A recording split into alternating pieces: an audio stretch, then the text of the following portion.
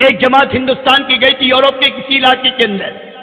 دوپہر کے اجتماع کے موقع پر ایک عورت آئی، بالکل بے پردہ، بہت لپسٹک اور بہت ہی زیادہ میک اپ کیے ہوئے، لیکن وہ جماعت کی بہنیں بڑی سمجھدار تھی.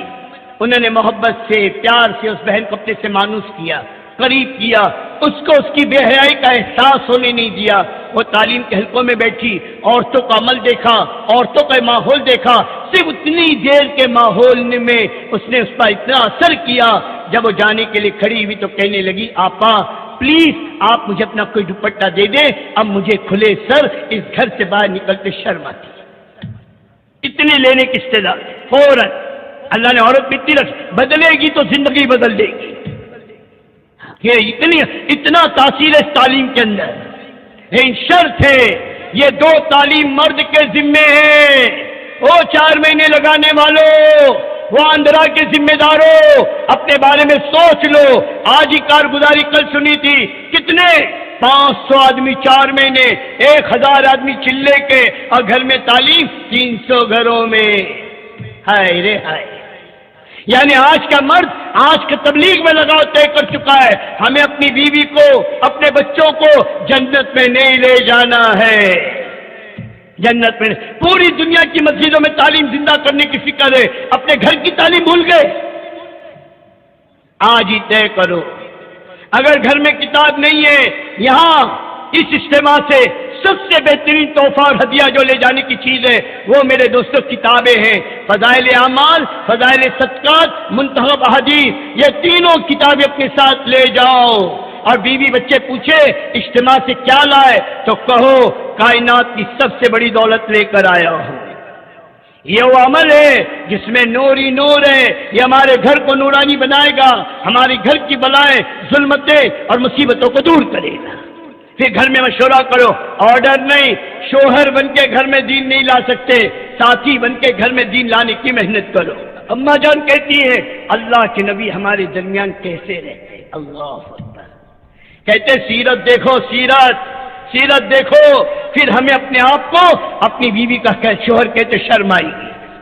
سیرت دیکھو کیا قامت فرما. حضرت عائشہ فرماتی ہے اللہ کے نبی ہمارے درمیان میں بیٹھے ہوتے، ہم اپنے بچپن کی تذکرے، ہم اپنے بچپن کے کھیل، ہم اپنے بچپن کی چیزیں کہتی. حضور بھی اپنے بچپن کا تذکرہ کرتے ہیں، اور حضور بھی ہمارے ساتھ ہنسی مذاق کرتے، اور ہم میں بالکل گھلے ملے رہتے. لیکن جب اذان کا وقت آ جاتا اللہ کے نبی ایسے کھڑے ہوتے جیسے ہمیں جانتے نہ. یہ اللہ کے نبی نے عمل بتایا. مما جان حضرت عائشہ کے ساتھ دوڑ لگائی. دوڑ کون ہے؟ امام الانبیاء ہے، تمام روحانی اور تمام مشائخوں کا باپ. امت کو بتا رہے ہیں حضرت عائشہ کے ساتھ دوڑ لگا رہے. صحابہ کو کہا تم آگے نکل جاؤ، اور حضرت عائشہ کے دوڑ لگاؤ گی. حضرت عائشہ اس وقت بدن اس کا ان کا ہلکا تھا، آگے نکل گئی. حضور صلی اللہ علیہ وسلم پیچھے رہ گئے. پھر دوسرے موقع پہ اللہ کے نبی نے پھر کہا دوڑ لگاؤ گی. اب دوسری بار دوڑ لگی، حضور آگے نکل گئے، عائشہ پیچھے رہ گئی. یہ سیرت میں ملے گا کہ گھر کی عورتوں کے ساتھ اللہ کے نبی کا معمول کیا تھا. اب وہ سارے واقعات بیان کرنے بیٹھوں تو میرے دوستوں یہ نہیں، ایک واقعہ بیان کرتا ہوں.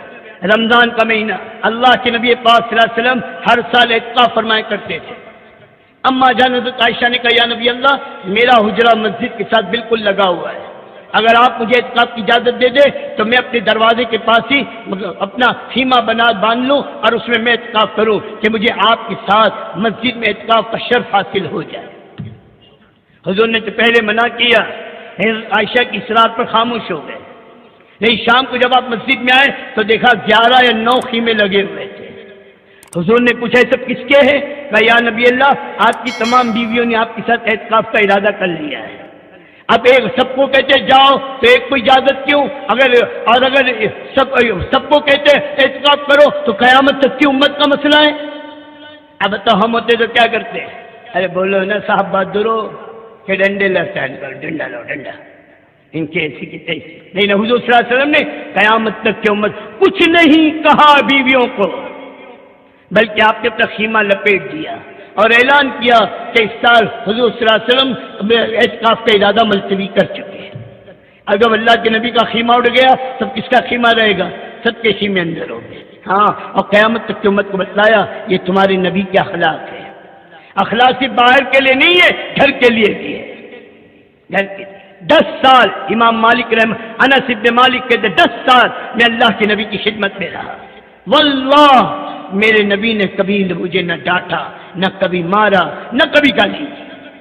10 سال آنچو اولاد کو جانوروں کی طرح پیٹ ڈالتے، اور 10 سال نبی کے خلاف۔ وہ 7 سال کی عمر میں زید ابن حارثہ نے باپ اور چچا کے مقابلے میں نبی کا غلام بننا پسند کیا ہے۔ کیا چیز دیکھ کر، کیا چیز دیکھ کر، جبکہ چچا اور باپ نے کہا بھی تو غلامی کو ترجیح دے رہا ہے آزادی پر، تو زید ابن حارثہ نے کہا میں نے ان میں وہ بات دیکھی ہے، میں نے ان میں وہ بات دیکھی ہے جو کسی میں نہیں ہے، میں ان کو نہیں چھوڑ سکتا، ان کو نہیں، غلام بن کے رہوں گا۔ اور جب حضور نے بات سنی تو زید کو اٹھ کر پسینے سے لگایا اور کہا زید آج سے محمد کا بیٹا ہے، زید ابن محمد کہا جانے لگا۔ دوستو اخلاق بناؤ، اخلاق، ہر وقت پیشانی پہ غصہ نہ رکھو، ہاں ہر وقت ٹینشن میں مت رہو، ہنس بول بھی لیا کرو۔ آج تو گھر میں سلام کا مزاج نہیں ہے، سلام کا، سلام کرو، سلامتی میں رہو گے، سب کے لیے سلامتی ہے، گھر والوں ہی کے لیے نہیں ہے۔ کرتے ہیں گھر میں سلام؟ حالانکہ اللہ کے نبی نے فرمایا اپنے گھر میں بھی داخل ہو تو بغیر اجازت اور کھنکھار کر اور اس طرح آواز دے کر کہ گھر والوں کو خبر ہو جائے ہم آ رہے ہیں، کہ گھر والے اپنے آپ کو صحیح کر لیں۔ ایک صحابی نے پوچھا یا نبی اللہ اپنے گھر میں آواز دے کر کھنکھار کر؟ تو حضور صلی اللہ علیہ وسلم فرمایا کیا تم یہ چاہتے ہو کہ تم اپنی ماں کو یا اپنی بہن کو سال میں دیکھو جس حال میں دیکھنا تم پسند نہ کرو؟ حضور نے اس صحابی نے کہا میں نہیں چاہتا۔ کہا تم کھنکھار کر جاؤ گے، گھر والے اگر کسی اور حال میں ہوں گے تو اپنے دوپٹے کو صحیح کر لیں گے، اپنے کپڑے صحیح کر لیں گے، یہ معاشرے کا دین بتائے۔ اس لیے میرے دوستو یہ سارا مجمع نیت کرے ہم اپنے گھر میں تعلیم کریں گے، سارا مجمع طے کرو انشاءاللہ، اور یہ نیت کرو ہمارے گاؤں میں کوئی گھر مسلمان کا ایسا نہ ہو چاہے وقت لگاؤ ہو نہ لگاؤ اس کے گھر میں بھی تعلیم شروع ہو، کریں گے۔